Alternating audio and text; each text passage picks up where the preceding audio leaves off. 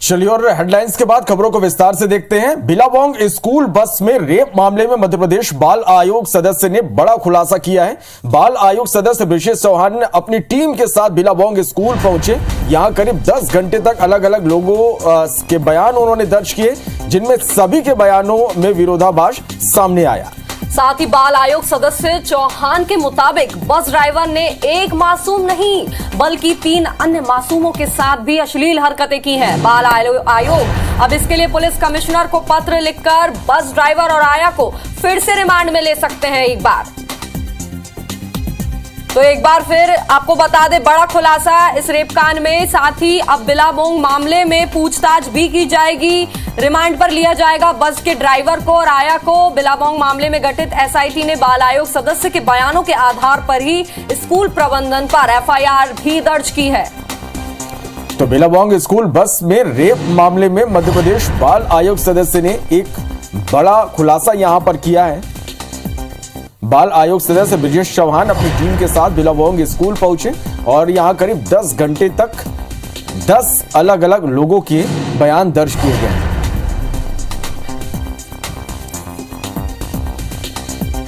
और इस बयान के आधार पर कई खुलासे हुए। खुलासा यह भी हुआ कि जो बस ड्राइवर है उसने कई और छात्राओं के साथ अश्लील हरकतें की हैं।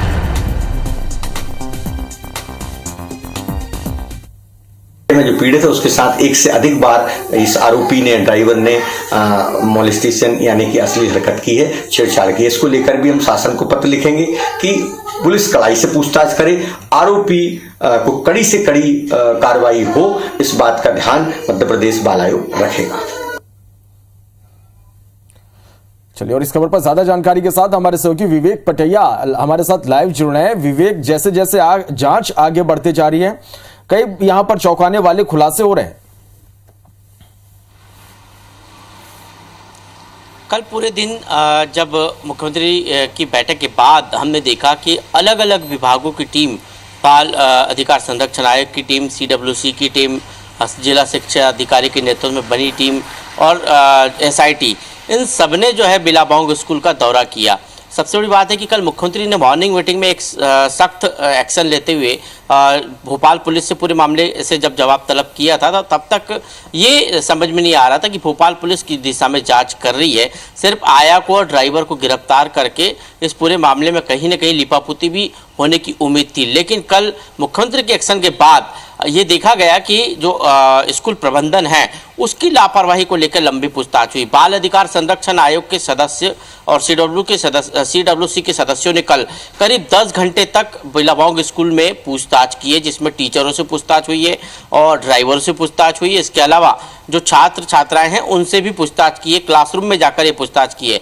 इन सब पूछताछ के बाद ये खुलासा हुआ है कि जो आरोपी ड्राइवर है उसने 2 अन्य छात्राओं के साथ भी अश्लील हरकत करने की कोशिश की थी और यहाँ तक कि बस में उनके कपड़े भी बदले गए थे। ये भी खुलासा उनकी जो पूछताछ है उसमें हुआ है। तो ये निश्चित तौर पर एक गंभीर अपराध, गंभीर संकेत दे रहा है कि आखिर उस एक छात्रा नहीं कई और छात्राओं के साथ इस तरह की अश्लील हरकतें हुई है और इसलिए अब इस दिशा में जांच को आगे बढ़ाया जाना चाहिए। बाल आयोग ने ये भी कहा है कि पुलिस अब इस दिशा में जांच को आगे बढ़ाए और जो ड्राइवर है और जो आया है उसको फिर से पुलिस रिमांड पर लेकर पूछताछ करे कि आखिर और कितनी छात्राओं के साथ इस तरह की घटना घटी है। साथ ही जो छात्राएं उस बस में थी उनकी काउंसलिंग भी बाल आयोग ने करने के लिए कहा है कि उन सबकी पेरेंट्स की और उनकी काउंसलिंग करें। पेरेंट्स भी बच्चों से पूछे कि क्या उनके साथ इस तरह की घटना तो नहीं घटी है या कपड़े चेंजिंग जैसी जो बात सामने आई थी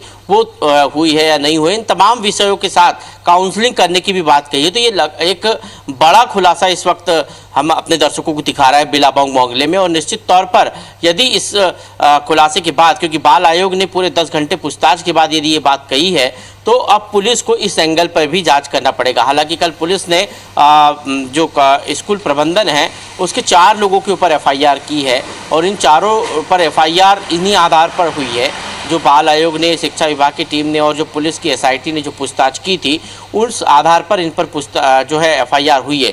लेकिन अब ये नया मामला सामने आ रहा है कि एक से अधिक छात्राओं के साथ इस तरह की अश्लील हरकत की गई है। तो निश्चित तौर पर अब इस पूरे मामले में नए एंगल से पूछताछ की ज़रूरत है और हो सकता है कि अब पुलिस आरोपी ड्राइवर और आया को एक बार फिर रिमांड पर ले और रिमांड पर लेकर पूछताछ करे।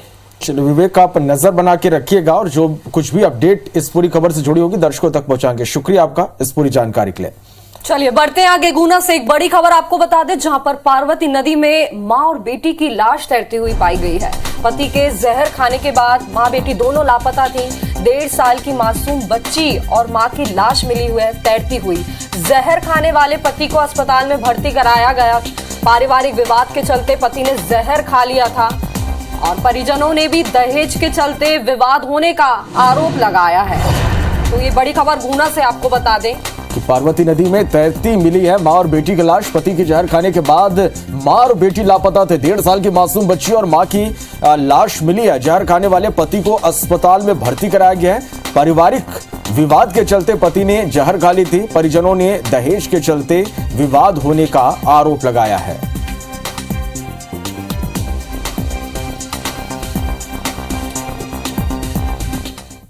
सास, इसकी जो जेठानी है वो, और जेठ और जो जमाई बना हो, हमेशा ये कहता रहा है एक प्लाट ले जा तूने, एक प्लाट होल ले, तेरे बाप के पास बहुत प्लाट है। और इसे बार बार परेशान करा, कुछ पैसों की भी मांग करी। सर ये दहेज प्रताड़ना का काम दिख रहा है। इनका क्या कि शादी अभी 2-2.5 साल तो शादी के हुए हैं और बच्चे भी अभी 1-1.5 साल की है। तो ज्यादा जानकारी के साथ नीरज हमारे साथ जुड़ गए। नीरज, बेहद ही सनसनीखेज मामला, क्योंकि मां और बेटी की लाश तैरती पाई गई है। क्या कुछ पूरा मामला है, आपसे समझना चाहेंगे। जी बिल्कुल, मैं बता दूं कि ये जो मृतिका है इसकी और इसकी जो बेटी है, इन दोनों की लाश बीते रोज जो पार्वती नदी है उसमें अतराती हुई मिली थी। जब इनकी शनाख्त की गई तो पता चला कि ये जो महिला है ये सुठालिया की रहने वाली थी और इसकी शादी जो है वो रघुनाथपुरा में हुई थी। लेकिन जब दोनों ही पक्षों की अगर बात की जाए तो अपने अपने आरोप है। जो ससुराल पक्ष है उसका कहना है कि महिला बिना बताए घर से चली गई थी। वहीं जो मायके पक्ष है उनका कहना है कि शादी के बाद से ही इसे लगातार परेशान किया जा रहा था। दहेज प्रताड़ना के आरोप भी लगाए हैं। परिजनों का कहना है कि इससे दहेज की मांग की जा रही थी और बार बार इसी बात को लेकर घरेलू विवाद हो रहा था और इसी के चलते ही महिला कई बार मायके आती थी और बताती थी कि दहेज के लिए प्लॉट वगैरह की भी मांग की जा रही है और इसी के चलते जो है दोनों में घरेलू विवाद हुआ और इस महिला जो है घर छोड़कर चली गई थी। इसके बाद पति ने भी जब महिला के घर से जाने के बाद पति ने भी इसी घरेलू विवाद में जहरीला पदार्थ खा लिया था, जो अभी भोपाल में भर्ती है।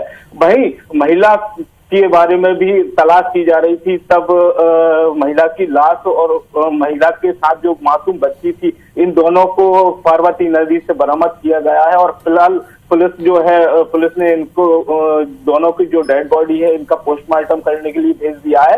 पोस्टमार्टम के बाद ही पुलिस जांच के बाद कायमी करेगी। जी बहुत बहुत शुक्रिया तमाम जानकारी के लिए। बुलेटिन में बढ़ते आगे और इस बीच मनेंद्रगढ़ से बड़ी खबर, जहां धारदार हथियार से महिला की हत्या कर दी गई है। पड़ोसी ने हत्या की वारदात को अंजाम दिया। टोनही के शक में हत्या की आशंका यहां पर जताई जा रही है। पुलिस हिरासत में हत्या का आरोपी है। सरभोका पंचायत के नवाडीह की यह घटना है। तो बड़ी खबर मनेंद्रगढ़ से, धारदार हथियार से महिला की हत्या कर दी गई। पड़ोसी ने हत्या की वारदात को अंजाम दिया। टोनही के शक में हत्या की आशंका है। पुलिस हिरासत में है हत्या का आरोपी। सरभोका पंचायत के नवाडीह की यह घटना है।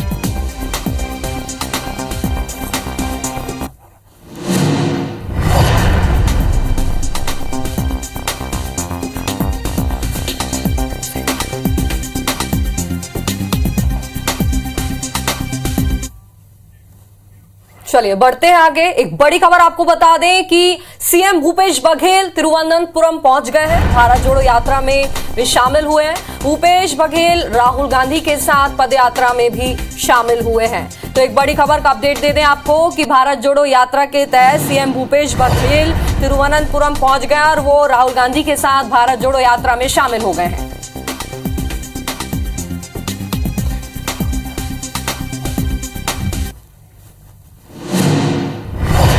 ये सीधी तस्वीरें आप तिरुवनंतपुरम से देख रहे हैं, जहां पर भारत जोड़ो यात्रा के तहत भारी संख्या में कांग्रेस के नेता कार्यकर्ता मौजूद हैं। सीएम भूपेश बघेल भी इस यात्रा में शामिल होने वहां पहुंच गए हैं। साथ ही साथ राहुल गांधी की इस पद यात्रा में सीएम भूपेश बघेल राहुल गांधी के साथ इस पद यात्रा में शामिल हैं।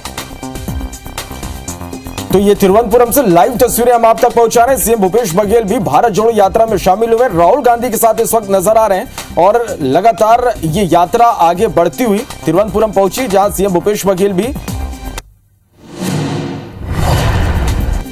तो आपको बता दें एक बार कि कल भारत जोड़ो यात्रा ने 150 किलोमीटर की पदयात्रा पूरी की थी। आज एक बार फिर सुबह से राहुल गांधी के साथ सीएम भूपेश बघेल इस पदयात्रा पर निकल गए और लगातार ये यात्रा चल रही है।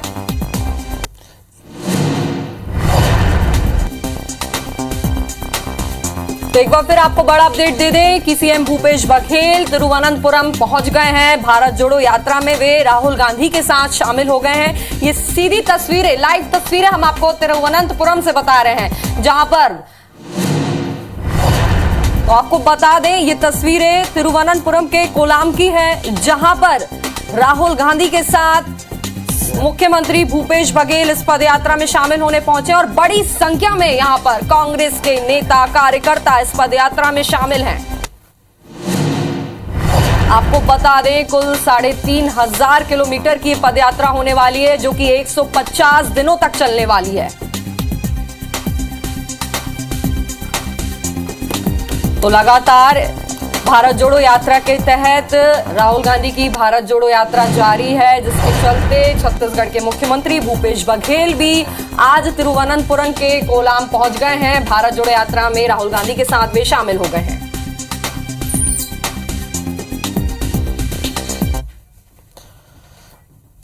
बढ़ते आगे और इस बीच एक बड़ी खबर है कि रायपुर में road safety world cricket series के 5 मैच होंगे 2 नॉकआउट, 3 सेमीफाइनल और 1 फाइनल मैच यहां पर होगा। शहीद वीर नारायण सिंह क्रिकेट स्टेडियम में ये मैच होंगे। 27 सितंबर को 2 मैच होंगे, 28 सितंबर को पहला और 29 को दूसरा सेमीफाइनल मैच खेला जाएगा। 1 अक्टूबर को टूर्नामेंट का फाइनल मैच खेला जाएगा। तो ये बड़ी खबर है रायपुर से, जहां रायपुर में road safety world cricket series के 5 मैच होंगे, 2 नॉकआउट, 2 सेमीफाइनल और 1 फाइनल मैच यहां पर होगा। शहीद वीर नारायण सिंह क्रिकेट स्टेडियम में ये सारे मैच होंगे। 27 सितंबर को 2 मैच खेले जाएंगे, इसके बाद 28 सितंबर को पहला और 29 सितंबर को दूसरा सेमीफाइनल मैच खेला जाएगा। 1 अक्टूबर को इस पूरे टूर्नामेंट का फाइनल मैच रायपुर में ही खेला जाएगा।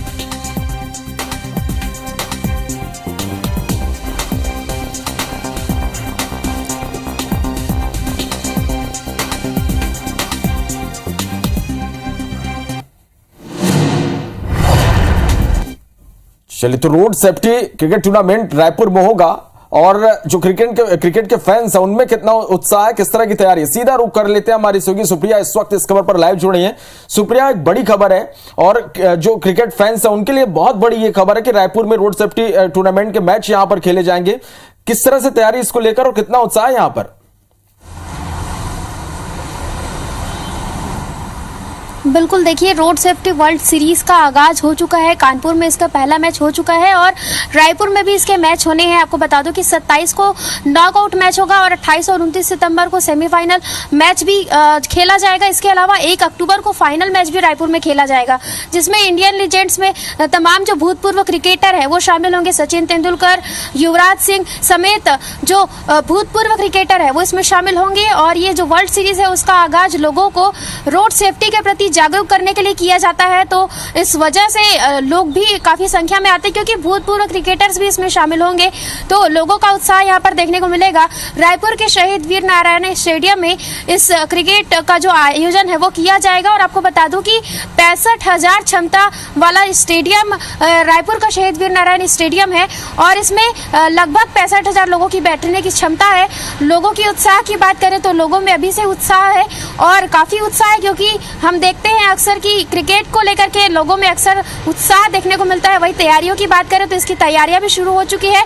रायपुर के शहीद वीर नारायण स्टेडियम में अभी जो है स्टेडियम को जो है तमाम तरीके से तैयार किया जा रहा है, ताकि रोड सेफ्टी वर्ल्ड सीरीज खेलते समय किसी भी तरह की जो दुर्घटना या अनहोनी ना हो। अभी से जो तमाम तरह की साफ सफाई और साज सजावट का काम भी किया जा रहा है, ताकि जो मैच जब खेला जाएगा तो तमाम जो खिलाड़ी है उन्हें किसी तरह की असुविधा ना हो, तमाम जो लोग वहां पर मौजूद होंगे उन्हें भी किसी तरह की असुविधा ना हो।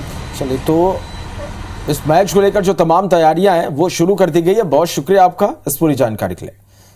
चलिए बढ़ते हैं आगे। बिजली कंपनी की ओर से वीसीए चार्ज में 30 पैसे प्रति यूनिट की बढ़ोतरी का असर उद्योग सेक्टर पर भी पड़ेगा। पहले से ही महंगे कोयले और रॉ मटेरियल की समस्याओं से जूझ रहे उद्योगों को अब महंगी बिजली का भी झटका लग सकता है। मिनी स्टील प्लांट एसोसिएशन के महासचिव मनीष धप्पड़ के मुताबिक मिनी स्टील प्लांट पर हर महीने 16 लाख यूनिट बिजली की खपत होती है। इस लिहाज से बिजली ही प्लांट के लिए मुख्य रॉ मटेरियल है। प्रति यूनिट 30 पैसे की दर बढ़ने से अब उद्योगों पर हर महीने लगभग 5 लाख रुपए का अतिरिक्त भार आएगा। वीसीए दर पर निर्धारण 2 महीने के कोयले की दर के आधार पर तय किया जाता है। ऐसे में आने वाले समय में कोयले के दाम बढ़ने से वीसीए की दर में और बढ़ोतरी हो सकती है। ऐसे में उद्योगों की समस्या और भी बढ़ जाएगी।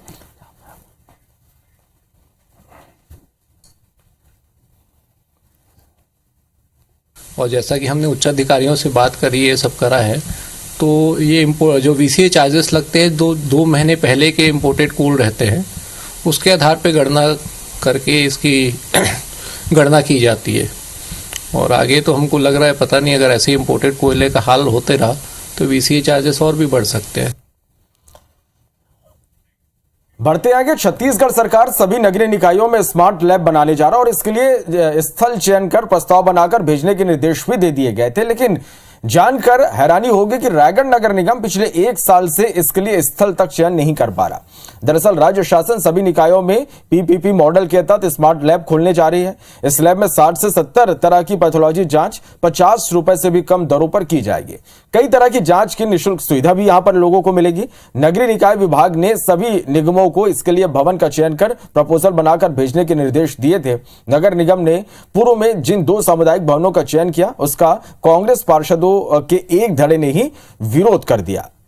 नतीजतन पिछले 1 साल से प्रस्ताव अधर में ही लटका हुआ है। लेट लतीफी पर बीजेपी अब सवाल उठा रही है।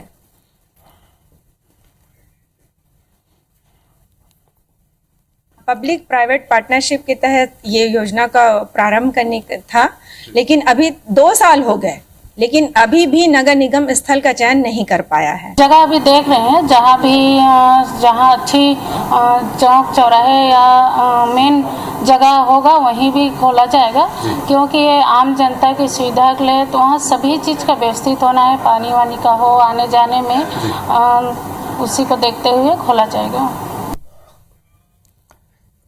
चलिए बढ़ते हैं आगे। रीवा के सुपर स्पेशलिटी हॉस्पिटल के पैथोलॉजी विभाग से एक बड़ी गड़बड़ी उजागर हुई है, जहां मरीजों की जांच करने वाली 700 HIV टेस्ट किट गायब हो गई। टेस्ट किट गायब होने के बाद अस्पताल प्रबंधन के बीच हड़कंप मच गया है। तत्कालीन गड़बड़ी की आशंका जाहिर करते हुए मेडिकल कॉलेज के डीन ने 3 सदस्यीय जांच टीम का गठन किया। फिलहाल टीम स्टॉक और रजिस्टर की जांच कर रही है। जांच पूरी होने के बाद ही यह पता चल पाएगा कि आखिरकार इतनी बड़ी संख्या में 700 HIV किट कहां गायब हो गए। सुपर स्पेशलिटी हॉस्पिटल के पैथोलॉजी विभाग में स्टोर का इंचार्ज उषा करारिया को बनाया गया है। इन्हीं की निगरानी में स्टोर से पैथोलॉजी के किट वगैरह बाहर निकाला गया था। प्रभारी ने टेस्ट किट इशू तो किए, लेकिन रजिस्टर में इसे मेंटेन नहीं किया। अब यही गड़बड़ी प्रभारी के गले की फांस बन गया। प्राथमिक जांच में समिति ने 600 से 700 की संख्या में HIV टेस्ट किट की कमी पाई, जिसकी कीमत का खुलासा अभी नहीं हुआ है, क्योंकि ये गवर्नमेंट की ओर से सप्लाई होती है।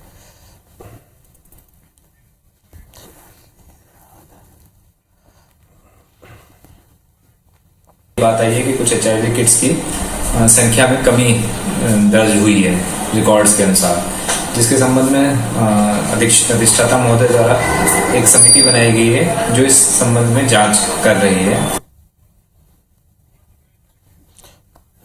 तो एक बार फिर आपको बता दें, यहां पैथोलॉजी विभाग से जुड़ी एक बड़ी खबर, जहां पर 3 सदस्यीय जांच टीम जांच कर रही है। रीवा के सुपर स्पेशलिटी हॉस्पिटल के पैथोलॉजी विभाग से ये बड़ी गड़बड़ी सामने आई है, जहां मरीजों के जांच करने वाली 700 HIV टेस्ट किट ही गायब हो गई।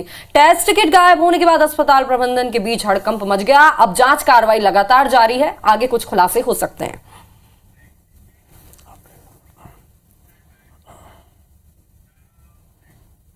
बढ़ते हैं आगे। धमतरी के कान्हारपुरी के शासकीय स्कूल में ग्रामीणों ने जमकर हंगामा किया। स्कूल में तालाबंदी करने की कोशिश की गई। छात्रा से छेड़छाड़ के आरोपी शिक्षक दुष्यंत ध्रुव की गिरफ्तारी नहीं होने पर ग्रामीणों में आक्रोश है। दरअसल 6 सितंबर को कुरूद के ग्राम कन्हारपुरी के शासकीय स्कूल के शिक्षक ने 10वीं क्लास की छात्रा को स्टाफ रूम बुलाया और उसके साथ छेड़छाड़ करने लगा।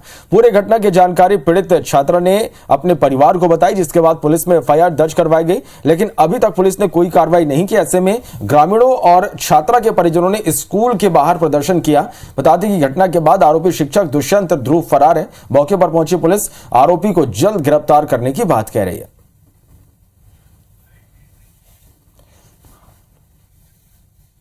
उसका गिरफ्तारी नहीं हो रहा है, उसका FIR हो गया है और उसका गिरफ्तारी नहीं हो रहा है। इसी कारण से पुलिस आए थे कि हम लोग बुलाए थे उसको कि कैसे नहीं कर रहे वो गिरफ्तारी उसको। तो उनका कहना है कि उसका प्रोसेस चालू है, हम लोग वहाँ लगातार टीम भेज रहे हैं और वह वहाँ नहीं है। पे समस्याएं यहाँ पे घटना घट चुकी है। उस घटना के कारण यहाँ पे ग्रामीण आक्रोशित हो गए हैं। स्कूल की सारी समस्याओं का समाधान कर दिया गया है और जैसे ही वो कारण पता चला तो तत्काल उसके समाधान के लिए हमने उच्च कार्यालय को सूचित किया था उसी दिन। जो पालकगण है उनको शिक्षा से संबंधित कोई शुल्क से संबंधित कोई बातें थी जिसका निराकरण किया गया है। इसके अतिरिक्त एक अपराध भी छात्रा से घटित हुआ है, जिसमें इसी स्कूल के जो शिक्षक हैं उनके विरुद्ध अपराध दर्ज हुआ है, जिसके संबंध में पालकगण एवं जो है स्कूल प्रबंधक से जानकारी लेना चाहिए, जिसके संबंध में जानकारी दी गई उसमें तत्काल गिरफ्तार की जाएगी करके। बढ़ते आगे, पन्ना के धर्मपुर के कीरतपुर गांव में करंट की चपेट में आने से पिता पुत्री की मौके पर ही मौत हो गई, जबकि मृतक युवती की मां गंभीर रूप से घायल है। दरअसल कुएं के पास मौजूद ट्रांसफार्मर से जुड़ा तार टूटने से यह हादसा हुआ है।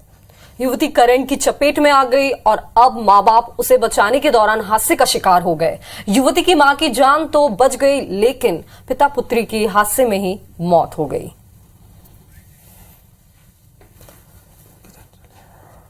बहन के जो है मंजन करते हुए करंट लगा। क्या नाम है बहन का? सुमन। अच्छा। फिर उसके बाद जो है तो जब वो गिर गई तो पिताजी बगल में चारा काट रहे थे, दौड़ के आए और उसको देखा कि कैसे गिर गई, तो जैसे उसको पकड़ने के बाद वो भी वहीं चिपक गया। चलिए, तो 7 की बड़ी बात में आज के लिए फिलहाल इतना ही। लगातार खबरों का अपडेट के लिए आप बने रहिए और देखते रहिए IBC 24। नमस्कार।